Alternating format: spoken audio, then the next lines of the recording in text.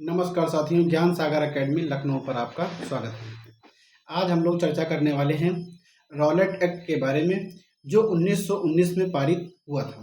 British सरकार के द्वारा रॉलेट एक्ट 18 मार्च 1919 को पारित किया गया था। तो रॉलेट एक्ट क्यों पारित किया गया था और रॉलेट एक्ट पारित करने की उस समय की जो पृष्ठभूमि थी उसको हम लोग समझते हैं। तो 1914 से 1918 के बीच विश्व में प्रथम विश्व युद्ध चल रहा था, जिसमें अंग्रेज सरकार उलझी हुई थी। और उसी समय भारतीयों को ये लग रहा था कि क्रांतिकारी गतिविधियों के माध्यम से भारत को आज़ाद कराया जा सकता है।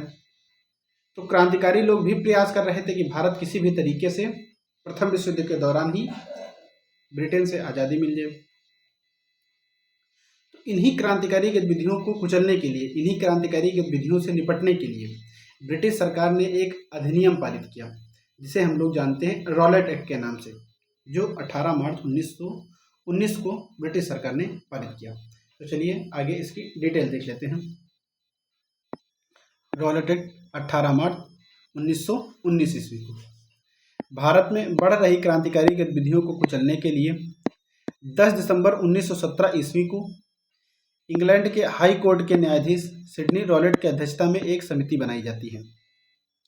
इस समिति को इस बात की जांच करनी थी कि भारत में बढ़ रही क्रांतिकारी गतिविधियों को किस प्रकार से कुचला जाए, किस कानून के माध्यम से इन क्रांतिकारी गतिविधियों को रोका जा सकता है। इसी बात पर इस समिति को सिफारिश देनी थी। इस समिति ने अपनी सिफारिश 15 अप्रैल 1918 को ब्रिटिश सरकार के समक्ष प्रस्तुत की और इसी समिति के सुझावों के आधार पर 18 मार्च 1919 को एक विधेयक पारित किया गया, जिसे हम लोग रॉलेट एक्ट के नाम से जानते हैं। इस अधिनियम के तहत अंग्रेज सरकार जब चाहे बिना मुकदमा चलाए, बिना वारंट के किसी भी व्यक्ति को संदेह के आधार पर गिरफ्तार कर सकती थी, तलाशी ले सकती थी और इसके तहत एक विशेष न्यायालय की स्थापना की गई। और जो इस अधिनियम के तहत गिरफ्तार किए गए व्यक्ति हैं, उनके मुकदमे की सुनवाई के लिए एक अलग से एक विशेष न्यायालय की स्थापना की गई, जिसके निर्णय के विरुद्ध कहीं पर भी अपील नहीं की जा सकती थी। भारतीयों ने रॉलेट एक्ट को काला कानून कहा। इसको बिना वकील, बिना अपील, बिना दलील का कानून भी कहा गया। और इसी रॉलेट एक्ट के विरोध में एक बड़ी घटना घटती है, जिसे हम लोग जलियांवाला बाग हत्याकांड के नाम से जानते हैं। रॉलेट एक्ट के विरोध में कौन सी घटना घटी थी? रॉलेट एक्ट के विरोध में घटना घटी थी जलियांवाला बाग हत्याकांड 13 अप्रैल 1919 को पंजाब के अमृतसर में। कहाँ पर घटी थी? पंजाब के अमृतसर में। पंजाब के अमृतसर में यह घटना घटी थी। पंजाब के अमृतसर में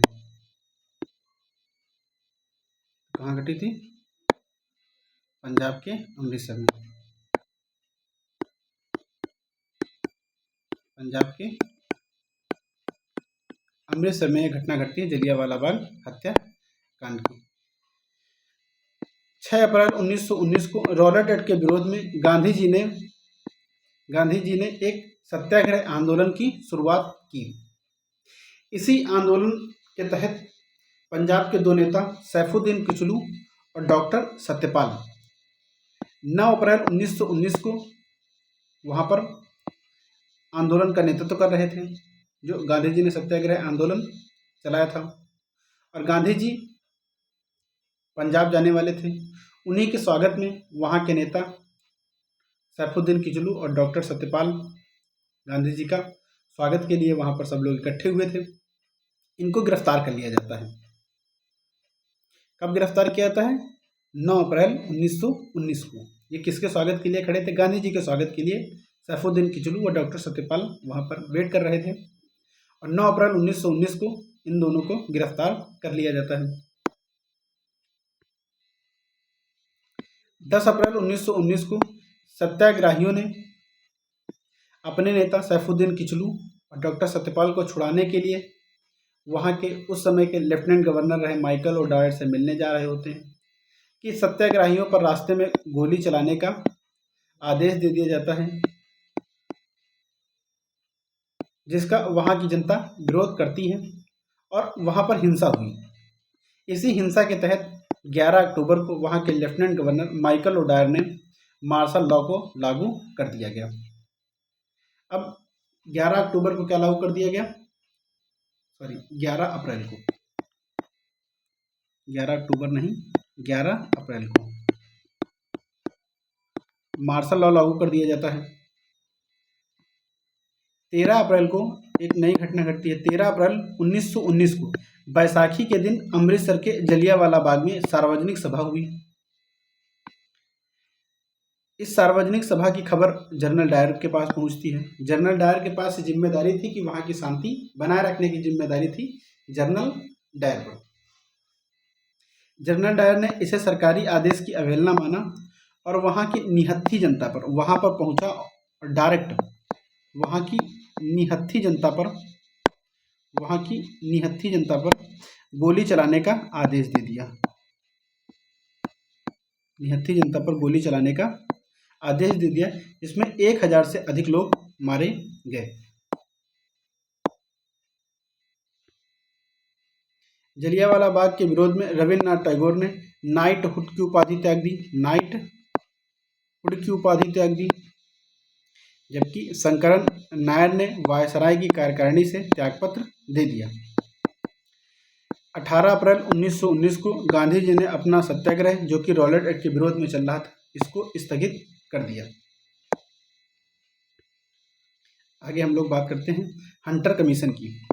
हंटर कमीशन तो जलियांवाला बाग हत्याकांड की जांच हेतु उस समय की ब्रिटिश सरकार के सचिव रहे एडविन मॉन्टेक्यू ने एक कमीशन बनाया, जिसे हम लोग किसकी अध्यक्षता में बनाया?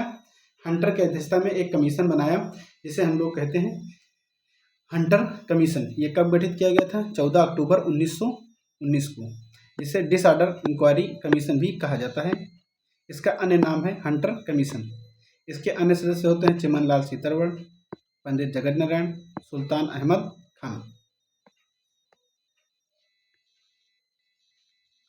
इस कमीशन ने वर्ष 1920 में अपनी रिपोर्ट प्रस्तुत की, जिसमें सरकार को दोषी नहीं बताया तथा जनरल डायर को ब्रिटिश साम्राज्य का रक्षक कहा। मॉन्टेक्यू ने, जबकि मॉन्टेक्यू ने इसे निवारक हत्या कहा। किसने? मॉन्टेक्यू ने। इसके बारे में कुछ कथन हैं, जो इम्पोर्टेंट कथन हैं उनको याद कर लेना है। जैसे मॉन्टेक्यू ने जलियांवाला बाग हत्याकांड के बारे में क्या कहा? यह एक निवारक हत्या थी। जबकि दीनबंधु CF एंड्रयूज ने क्या कहा था? जानबूझकर की गई क्रूर हत्या है। जानबूझकर की गई क्रूर हत्या है। 1940 ईस्वी में उधम सिंह ने जलियांवाला बाग हत्याकांड के दोषी उस समय के पंजाब के लेफ्टिनेंट गवर्नर रहे माइकल ओडायर को लंदन की एक सभा में हत्या कर दी, जिसके तहत उधम सिंह को 1940 में फांसी दी गई।